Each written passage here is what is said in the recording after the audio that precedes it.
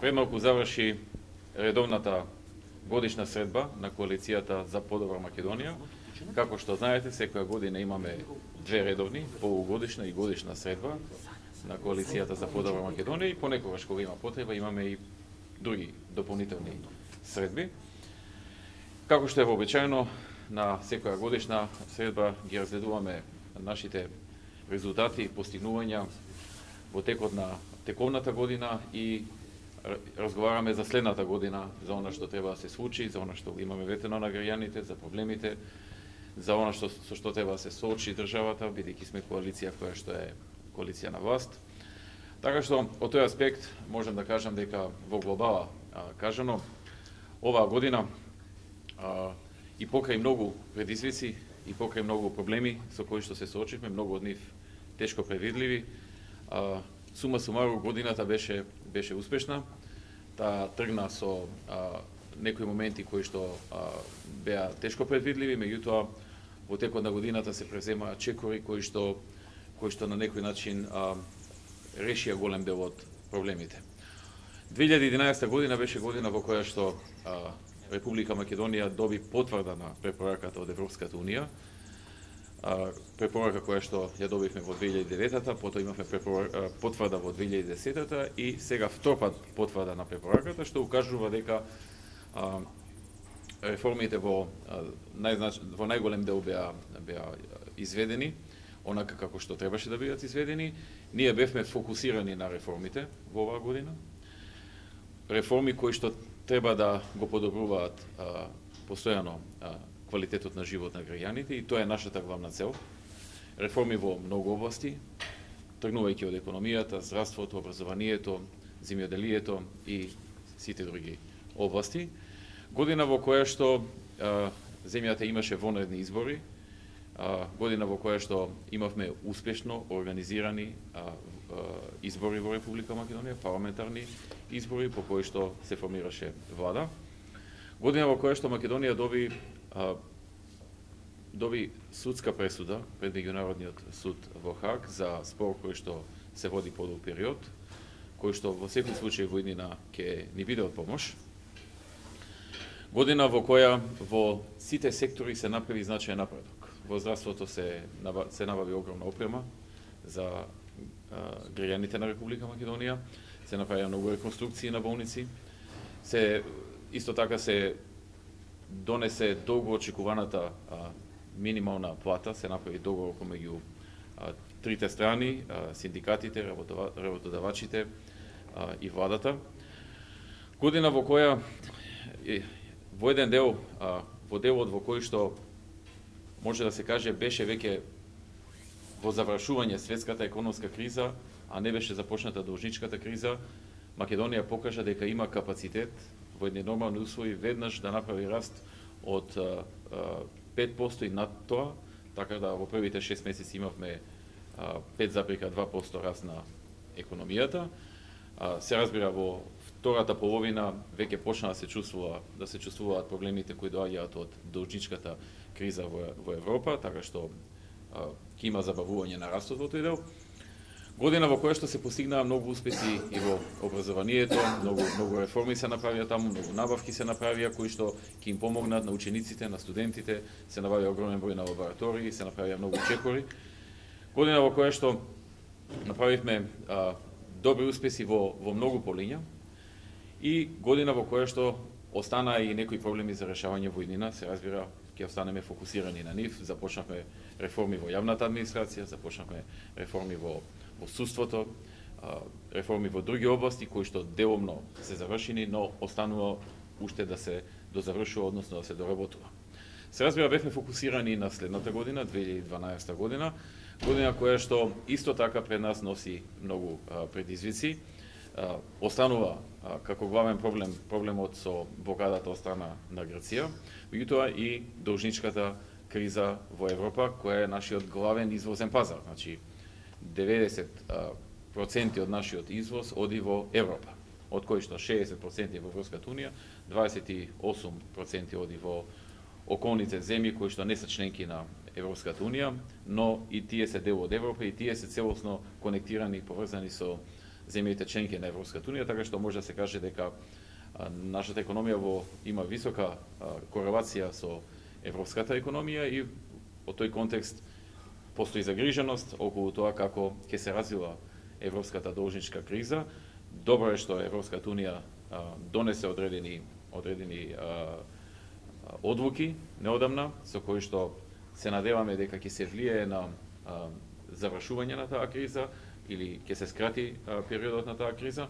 Меѓутоа, треба да останеме будни во следењето на таа криза. Таа криза нема да не погоди, например, во банкарскиот сектор, или пак нема да предизвика должничка криза во Македонија во однос на враќање на нашите долгови во странство, бидејќи имаме низок државен долг од 26%, но секако ќе се рефлектира на реалниот сектор во однос на извозот, во однос на производството, што секако има своја рефлексија и на вработеноста. Така што ќе бидеме понатаму фокусирани на економијата, ќе бидеме фокусирани на реформите, ќе бидеме фокусирани на нови работни места. Ова есен имавме серија на најави или отпочнување на градба на нови фабрики, на нови капацитети. Очекуваме тие некаде следната пролет да почнат да работат или некаде следното лето да почнат да работат, да почнат да регрутираат луѓе за вработување. Така што ќе останеме посветени и ќе продолжиме со уште посилно темпо од она кое што беше до сега. Тоа е наша обврска и тоа е главната причина заради која што оваа коалиција ја задржа довербата на граѓаните во изминатите 5 години и 4-5 месеци, а тоа е силното темпо на работа, силната посветеност на она што сме им го ветиле на граѓаните, работење кое што никогаш во таква мера не се забележава во Република Македонија, посветеност на работата, добра организација и соочување со проблемите и решавање на голем број од нив. Проблеми секогаш ќе има, ние ќе се справуваме со нив, се надевам поголем дел од нив ќе ги решаваме, оние дел кои што ќе се одложат и нема веднаш да се решат, ќе работиме во иднина да ги решиме. Така што разговаравме за овие работи, за оваа година, за следната година, за генералните политики, некој од присутните разговара и пошироко за геополитичките случувања во Европа, во светот и така натаму и позитивен или негативен одраз на некој од нив за нашата држава, што исто така беше интересно да се слушне како дискусија. Разменивме мислења, ставови, ние сме една коалиција која што подолг период работи заедно, така што добро е повремено да се слушнеме едни со други, сопствените ставови, размислувања, идеи, да ги размениме аргументи, контраргументи. Така што беше една корисна средба за оваа коалиција и за нашето понатамошно работење. Ќе успее Македонија, премиерот, да самитот во Чикаго да ги убеди членките на НАТО да ја почитуваат Хашката пресуда, да не се повтори Букурешт 2008? Тоа не можам да го одговорам прашање во овој момент, тоа не зависи од Република Македонија. Ние како држава ќе го направиме нашиот максимум, а од членките на НАТО ќе зависи што ќе се случи. Премиер, ваша оценка за буџетот кој што веќе е во собрание, особено за проекциите, тоа да е главните обвинувања од опозицијата? Мислам дека буџетот е испроектиран добро, затоа што во него имаме, за разлика од 2011, за 28% зголемување на капиталните инвестиции, што значи директна поддршка за стопанството. Поддршка за стопанството со цел отворање на нови работни места. И оваа година беше буџетот за 25% зголемен во однос на 2010, така што имаме веќе континуитет и во претходните години имавме раст, така да имаме континуитет во растот на капиталните инвестиции од буџетот во економијата. Тоа допринесува многу компании да обстанат во овие тешки времења, особено кога ги загубија надворешните пазари. Така што од тој аспект добро е што имаме секоја година значително зголемување на средствата во капиталните инвестиции и дури нивната реализација, не само нивното планирање, туку и нивната реализација расте постојано. Така што тоа многу ме охрабрува. Добро е што имаме низок буџетски дефицит, одржуваме низок буџетски дефицит дури во времења на најтешка светска економска криза, сега веќе должничка европска криза, 2,5% дефицит, еден од пониските во Европа, така што од тој аспект мислам дека буџетот е проектиран да ги исполни целите. Премиер, трет поред позитивен извештај и препорака за почеток на преговорите за членство во ЕУ. Кои се приоритетите во однос на реформите за евроатлантските интеграции за идната година, 2012? Па, она на што ќе продолжиме да се фокусираме се работи кои што се поврзани со јавната администрација, нејзини хоризонтални и вертикални реформи во однос на подобрување на услугата што треба да ја дадат на граѓаните и на фирмите. И од тој аспект ќе се работи на тоа да се зголеми бројот на институции во јавниот сектор кои што ќе бидат меѓусебно електронски поврзани, за да не мора граѓаните да одат од шалтер на шалтер. Како што знаете, веќе имаме 4 до 5 такви институции, меѓутоа нашата цел е во текот на наредната година и наредните години да имаме дополнителни институции кои што ќе се приклучуваат и кои што ќе ги елиминираат чекањата пред шалтер. Дури во крајна фаза очекуваме да се елиминира и доаѓање воопшто на еден шалтер. Тоа е последната фаза која што се надевам во наредните 3, 4, максимум 5 години да биде заокружена, кога ќе може и електронски да се аплицира и електронски да се добие одговор за голем дел од потребите на граѓаните и на компаниите. Така што продолжуваме во таа насока.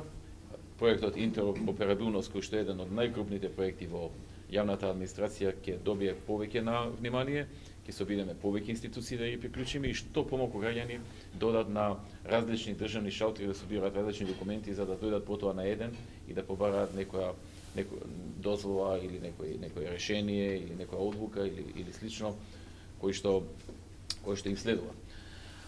Исто така ќе бидеме фокусирани на имплементација на реформите во судството, доколку има потреба и за некои дополнителни законски чекори ќе бидат направени, но најважно е тие што беа направени да бидат спроведени, имајќи во обзир дека нивното спроведување е замислено и според законот да биде во различни временски периоди, дел веќе се стапени на сила, дел треба да стапат на сила во 12-та година, дел во 13-та, така што тоа е многу значајна работа да имаме спроведување на она што го зацртавме.